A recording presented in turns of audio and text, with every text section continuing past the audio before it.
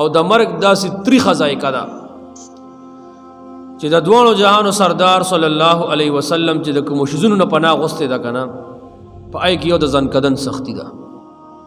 اللهم اعني علی سکرات الموت، یا الله د مرګ په چپو کې زما مدد وکړي. دومره سخت وخت دی دا. تاریخي روایتو کې راځي چې کله د عیسی علیه السلام سمړي راژوندي کړ نو پای کې یو د نوح علیه السلام زوی م راژوندی کړی و. نو د نوح علیه السلام دا زوی چې راژوندی کو نو د خلکو سره خبرې اترې کولې، حالونه یې خلکو ته ویل. نو چا ته تپوس وکړو چې یاره څه داسې عجیبه غوندې خبره در سره شته؟ و یاره عجیبه خبره خو دا ده چې مرګ ډېر سخت څیز دی او د مرګ ذایقه ډېره خطرناکه ده. 100 کاله پهله ما د مرګ ذایقه څکلې وه، زه مړ شوی وم، اوس الله تعالی را پاسولم 100 کاله بعد، بلکې 100 کاله بعد 100 کاله بعد الله را پاسولم د عیسی علیه السلام د وجې نه. او اوسم د مرګ اگر ترخه ذایقه زما په مرۍ کې پرته ده. دا دومره سخت څیز دی. نو یو روایت ما اورېدلی خو چېرته مې لیدلی نه دی. وی نبی علیہ الصلوۃ والسلام مبارک چې کله دنیا نه تشریف وړو او د مرګ فرښتې ته مبارک روح ویستو نو حضور پاک باندې ډېر تکلیف و.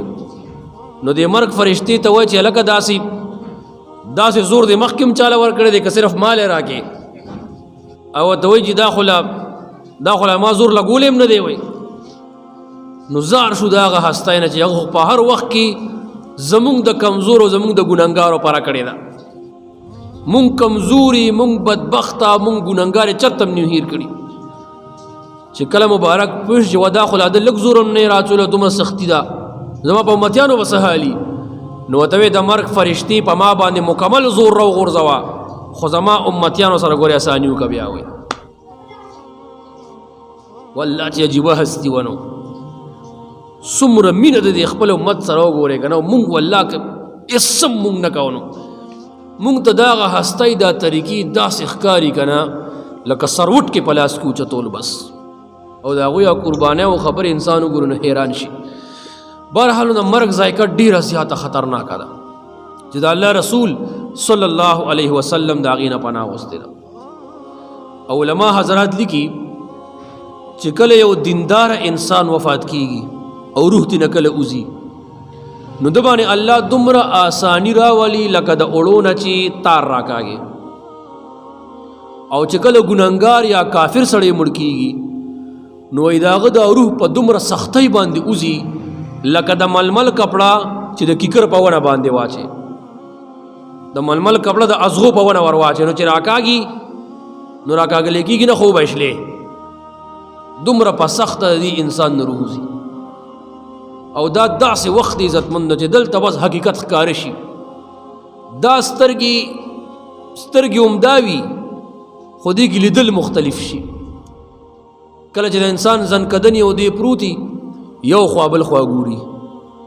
علما لیکي هغه د دوکې سترګې چې دا اوس زمونږ کم د دوکې سترګې دا پټې شي، حقیقي سترګې کولو شي دی فرشتو ته ګوري چې را روانې دي، د جنت جهنم صحیح کی یو چې ولکه داسې دی نو دې کور ته وګوري چې دا ټول خواري مادي د پاره کوله، بچو ته وګوري چې دای د پاره ما حلال حرام نه کته، خزي ته وګوري نو خلک وایي یو وایي ما ته کته زی خو ما، بل وایي ما ته کته خوخ مخې نه وي تانه نفرتو چې تا د پاره ما ځان غرق کړی دی.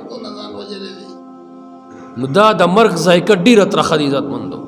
نو ځان ته دا دعا پکار ده چې یا الله د مرګ د زنکدن په سختو کې زما مدد وکړي. او الله فرمایي هر انسان بمري. داسې یو حقیقت دی مرګ چې په دنیا کې مختلف خلق دي، څوک څه نه مني، څوک څه نه مني، څوک الله نه مني، څوک پیغمبر نه مني، څوک فرشتي نه مني، څوک قبر نه مني، څوک آخرت نه مني، څوک جنت جهنم نه مني. خو داسې یو انسان هم نشته چې هغه مرګ نه مني. الحاق ملحق، مرګ یو حقیقت دی چې دا راتلونکی دی. نو الله فرمایي کل نفس، هر یو زنده سره ذائقة الموت، سکون کې د مرګ دی. کله چې دا چرګان علالیږي دا چکن ګوره هر شیز کې لږ سوچ پکار دی د الله په دې مخلوقاتو کې. کله چکن علالون لوگ سوچ ورته وکړي دنده اصا په څومره تکلیف باندې وځي لغړی دی وهي راوي ډرام کې ځان ګنده را ګنده کی یو ځل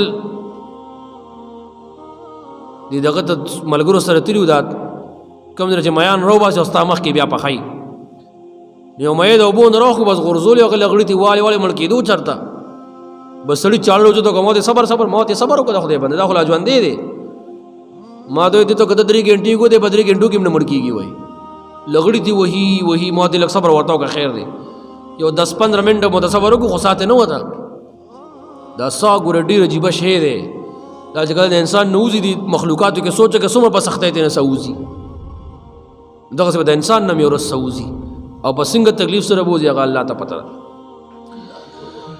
نو الله فرمایي بس چې څه کې مختصر خلاصه ورته بیانوي که پیغمبران مني که نه مني که قرآن مني که نه مني او دین مني او که نه مني خو دا ومنه چې یو ورځ به مري او زما طرف ته به راځي او زه به تاله پوره بدله در کوم زری نو الله فرمایي کل نفس ذائقة الموت هر یو زنده سر سکون کې د مرګ دی